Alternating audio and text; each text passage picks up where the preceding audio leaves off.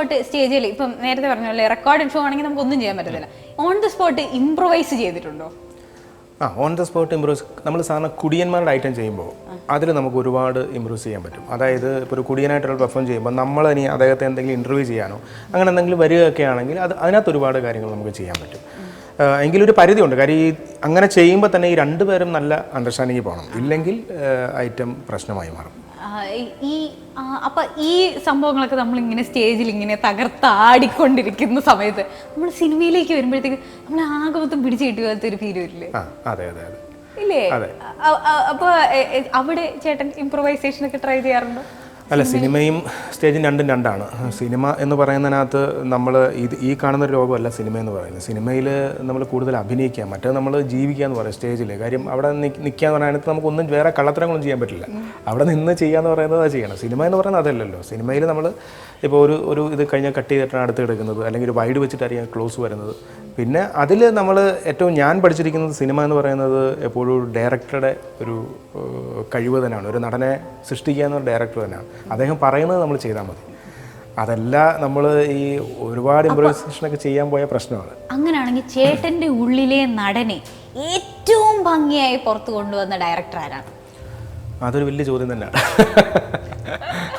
അല്ല, എൻ്റെ ഉള്ളിൽ ഒരുപാട് കഴിവുണ്ട്, അല്ലെങ്കിൽ നമ്മൾ വലിയ കഴിവെന്നുള്ള അങ്ങനെ ഒരു സംഭവത്തിലല്ല ഞാൻ പറയുന്നത്. ഇപ്പോൾ എനിക്ക് ആദ്യം കിട്ടിയത് ലാൽ ജോസ് സാറിൻ്റെ മീശ മാധവനിൽ ഒരു കല്യാണ ചെറുക്കനായിട്ട് വേഷം കിട്ടിയപ്പോൾ സാറുടെ ഇങ്ങനെയൊക്കെ ചെയ്താൽ മതി, ഇങ്ങനെ മതി എന്ന് പറയുമ്പോൾ നമുക്ക് അന്ന് എനിക്ക് ഇത്ര ടെൻഷനില്ലായിരുന്നു എനിക്ക്. പക്ഷേ ഇപ്പോൾ എനിക്കൊരു സിനിമ ചെയ്യുമ്പോൾ ടെൻഷനാണ്. കാരണം അന്നെന്ന് പറയുമ്പോൾ നമുക്ക് ഈ സിനിമ ഇത്ര ഗൗരവമായിട്ട് നമ്മുടെ മനസ്സിലില്ല.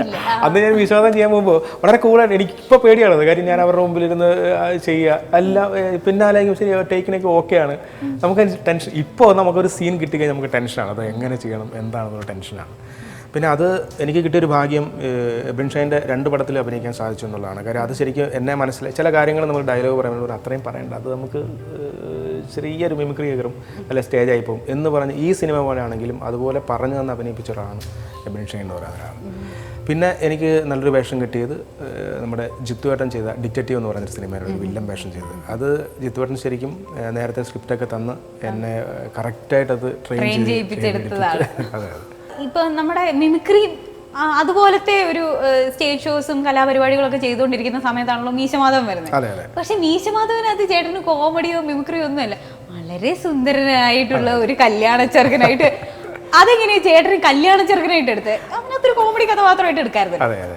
അല്ല, ഞാൻ അതിന് മുമ്പ് അതിൻ്റെ പ്രൊഡ്യൂസർമാർ 2 പേരും ഒരു CD ചെയ്യുന്നതിന് വേണ്ടി എൻ്റെ അടുത്ത് വന്നു. ഞാനപ്പോൾ ഒരു നല്ല സബ്ജക്റ്റൊക്കെ പറഞ്ഞ് അവർക്ക് ഇഷ്ടപ്പെട്ട് നിൽക്കുന്ന സമയത്താണ് ഈ പടത്തിന് ദിലീപൻ്റെ ഡേറ്റ് കിട്ടുന്നതും ഒക്കെയാണ്.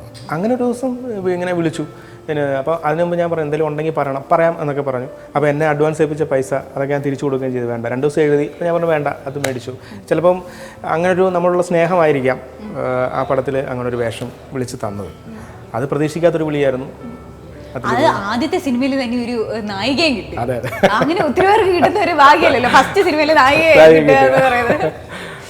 ഓക്കെ. അപ്പൊ പിന്നെ സിനിമയിൽ നമ്മൾ ചേട്ടനെ കണ്ടിട്ടുണ്ടെങ്കിലും ഈ മിമിക്രി പക്ഷേ നമുക്ക് പുറത്തോട്ട് വന്നിട്ടില്ല, അല്ലെങ്കിൽ കോമഡി അങ്ങനെ ഒത്തിരി നമ്മൾ ചേട്ടൻ്റെ സൈഡിൽ നിന്ന് കണ്ടിട്ടില്ല. അത് കാണാത്തതെന്ന് വെച്ചാൽ എൻ്റെ ഒരു കോമഡിക്ക് ഒരു പരിധിയുണ്ട്. കാര്യം അത് വ്യക്തമായിട്ട് മനസ്സിലാക്കിയ ഒരാളാണ് ഞാൻ. എന്നെ സംബന്ധിച്ചോളം നമുക്ക് ഈ പറയുന്ന ഒരു കുടിയൻ ചെയ്യാനോ അല്ലെങ്കിൽ എവിടെ നിന്ന് ഒരു അങ്ങനത്തെ ഒരു മിമിക്രി ചെയ്താൽ ഏക്കത്തില്ല. അത് ജനം അപ്പോഴേ വെച്ചാൽ അത് എനിക്കറിയാം. അപ്പോൾ നമ്മൾ ചെയ്യുന്നത് ചില കൗണ്ടറുകളുണ്ട്. ഈ ചില സാധാരണ പറയുന്നത് ഞാൻ സാധനം വളരെയധികം കൂടെ ചെയ്തുകൊണ്ടിരിക്കുന്ന ചില കൗണ്ടറുകളുണ്ട്. അപ്പോൾ ഞങ്ങളിങ്ങനെ ഓരോ കാര്യം പറയുമ്പോൾ പണ്ട് തിരുവാതിര കളിയില്ല, ഇന്ന് ഒരുമാതിരി കളിയാണ്. പണ്ട് കുമ്മിടിയില്ല, ഇന്ന് ഗുരുചീർത്തി കുമ്പിൽ ഇടിയാണ്. പണ്ട് ഓണത്തിന് ഓണത്തല്ല്, ഇന്ന് തമ്മിൽ തല്ലാണ്. അപ്പോൾ ഇങ്ങനെ ഈ കൗണ്ടറുകളുടെ ഒരു സാധനങ്ങളുണ്ട്. അപ്പോൾ അങ്ങനെയുള്ള പെർഫോമൻസാണ് ചെയ്യുന്നത് കൂടുതൽ സ്റ്റേജിൽ. ഓക്കെ.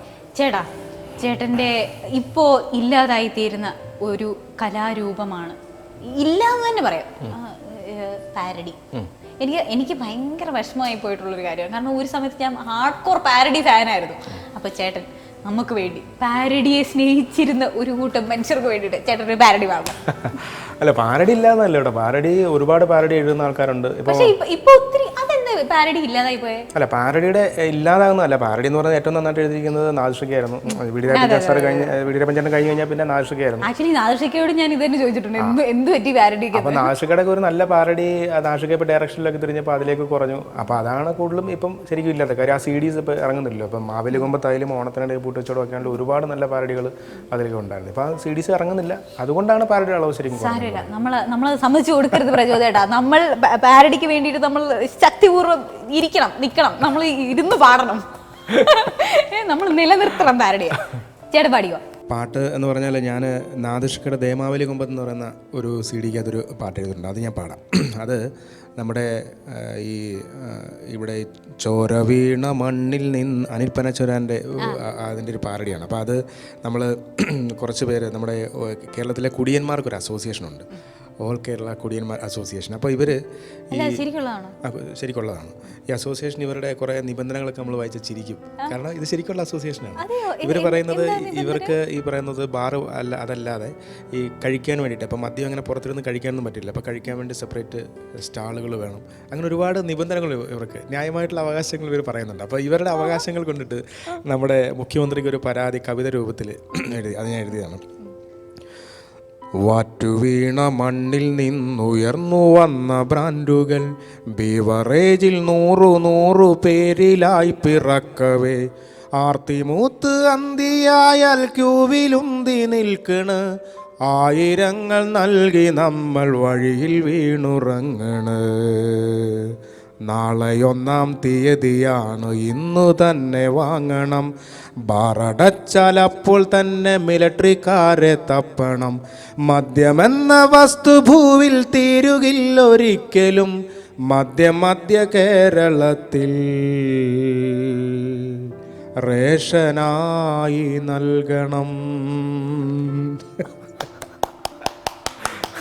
അല്ല, ഒരു മധ്യകേരളത്തിൽ നിന്ന് വന്ന ആളാണ് ഈ പാടുന്നത്. അത് ഇവരുടെ ഒരു പരാതി, ഇവരുടെ ഒരു ഇത് കവിത രൂപത്തിൽ മുഖ്യമന്ത്രിക്ക് കൊടുത്തൊരു സാധനമാണ്. അതാണ് ഞാൻ നാദിർഷയുടെ പാരഡി കാസറ്റിൽ എഴുതിയത്. അല്ല, ശരിക്കും എന്തൊക്കെയാ നിബന്ധനകൾ? ഞാൻ ആദ്യമായിട്ട് കേൾക്കുക കേട്ടോ. ഞാനിത് ആദ്യമായിട്ട് കേൾക്കുക. ഞാൻ കുടിയനല്ല, മധ്യകേരളക്കാരനാണ്. അല്ല, മധ്യകേരളത്തിലുപരി ഞാൻ ഇത് നമ്മൾ ഈ പാട്ടൊക്കെ എഴുതുമ്പോൾ ശരിക്കും എനിക്ക് വന്ന് ഡൗട്ടായപ്പോൾ ഒരാളുടെ അടുത്ത് ഇങ്ങനെ പറഞ്ഞു തന്നു, എന്താണ് ഓൾ കേരള കുടിയൻ, AKK എന്നാണ് ഇതിൻ്റെ പേര്. ഓൾ കേരള കുടിയൻ, അക്ക ഈ പറഞ്ഞ അതാണ്. ഇവർ പറയുന്ന കുറേ അവകാശങ്ങളൊക്കെ ഉണ്ട്. ഇവർക്ക് വേണ്ടിയുള്ള ആവശ്യങ്ങൾക്ക് വേണ്ടി ഇവർ പോരാടുന്നുണ്ട്. ഇവർക്ക് പെൻഷൻ കൊടുക്കുക, അങ്ങനെ ഒരുപാട് കാര്യങ്ങളൊക്കെ പറയുന്നുണ്ട്. സത്യം പറഞ്ഞാലേ ഞാൻ എസ്പെഷ്യലി ഈ മിമിക്രി അല്ലെങ്കിൽ ഇത് കോമഡി സ്കിറ്റുകൾ ഇതുപോലെ ചെയ്യുന്ന ആളുകളോട് സംസാരിക്കുമ്പോഴത്തേക്കും അവർക്ക് ഈ തമാശ പറയുക എന്നതിനേക്കാൾ ഉപരി അവർക്ക് ഭയങ്കര പൊതുവിജ്ഞാനവുമാണ്. ഈ പൊതുവിജ്ഞാനമാണ് അവരെടുത്തിട്ട് ഉപയോഗിക്കുന്നത്. അല്ലല്ല, പൊതുവിജ്ഞാനം എന്ന് പറയുന്നത് ഇപ്പം നമുക്ക് നമ്മുടെ മലയാളികളുടെ ഏറ്റവും വലിയ ശീലം എന്ന് പറയുന്നത് പത്രം വായിക്കുക എന്നുള്ളതാണ്. അതുപോലെ TV കാണുക. അപ്പോൾ പുതിയ അറിവുകൾ നമുക്ക് കിട്ടിക്കഴിഞ്ഞാൽ നമ്മൾ എവിടെയെങ്കിലും നമ്മൾ ചെറുതാകുന്നത് അല്ലെങ്കിൽ നമ്മൾ ഒന്നും ഇല്ലാതായി പോകുന്നത് മറ്റൊരാൾ കുറേ കാര്യങ്ങൾ നല്ല രീതിയിൽ പറഞ്ഞു കഴിയുമ്പോൾ നമുക്ക് ഇതിൻ്റെ ഭാഗമാകാൻ അല്ലെങ്കിൽ ഇതിനെക്കുറിച്ചൊക്കെ നമ്മൾ ആദ്യമായിട്ട് കേൾക്കുക എന്ന് പറയുമ്പോൾ നമുക്കൊരു വലിയ വിഷമമാണത്. അപ്പോൾ അത് നമുക്ക് എന്തെങ്കിലുമൊക്കെ ഈ സംസാരിക്കണമെങ്കിൽ പുസ്തകങ്ങൾ വായിക്കണം, അതുപോലെ TV കാണണം, പത്രങ്ങൾ വായിക്കണം. ഇത് ഞാൻ പറഞ്ഞത് പൊതുവിജ്ഞാനത്തിലുപരി നമ്മുടെ ഒരു ആവശ്യമാണ്. പ്രചോദേട്ടൻ്റെ കഥകളൊക്കെ കേട്ട് നമ്മൾ ഇങ്ങനെ കോരിത്തരിച്ച് ചിരിച്ച് രസിച്ചിരിക്കുകയാണ് എന്ന് എനിക്കറിയാം.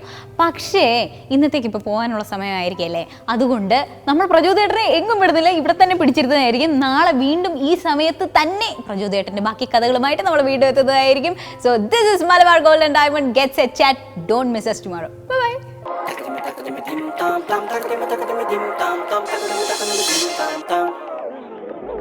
Gets a chat.